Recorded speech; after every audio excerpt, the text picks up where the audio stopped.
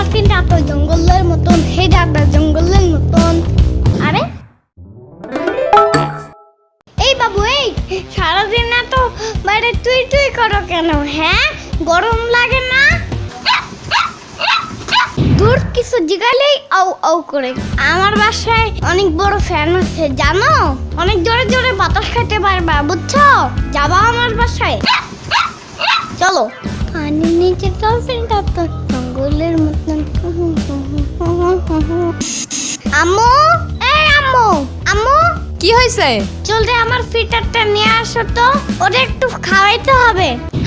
ওরা আবার কই থেকে আনছস? আমি সামার বাসায় গেছিলাম, তারপর দেখি কি ওরা রাস্তায় বসে বসে কাঁদতেছে, বুঝছো? পরে আমারে দেখে বলে আমার সাথে নিয়ে যাও ইয়ামিন, নিয়ে যাও। চাপাবাজির একটা লিমিট আছে ইয়ামিন, ওরা যেখান থেকে আনছো ওখানে রাইখা আসো। ওরা এখন পালবে কে? এই না না না, ওরা আমিই পালবো, তুমি শুধু যাও আমার ফিটারটা নিয়ে আসো। এই পালবো মানে কি আবার? তোরা এখন কে পালে? এখনো বাথরুমে হাগু দিয়া চিল্লাচিল্লি করো যে আম্মু সুচা দিয়া যাও, সুচা দিয়া যাও। তো ও হাগু করলে সুচাবে কে?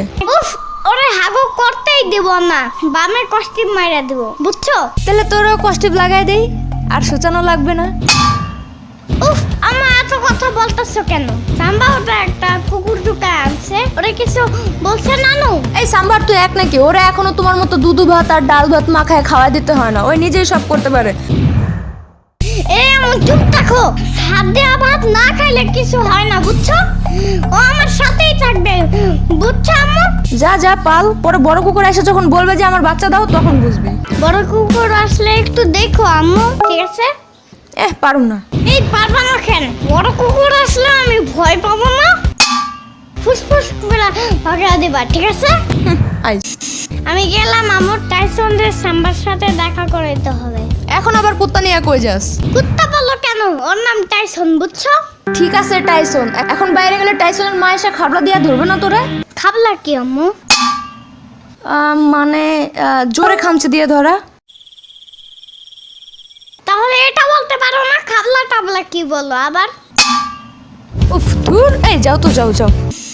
বগুড়ার দই হালায় আবার দিগায়, মোস্তাকিমের চাপা আবার দিগায়, বগুড়ার দই হালায় আবার।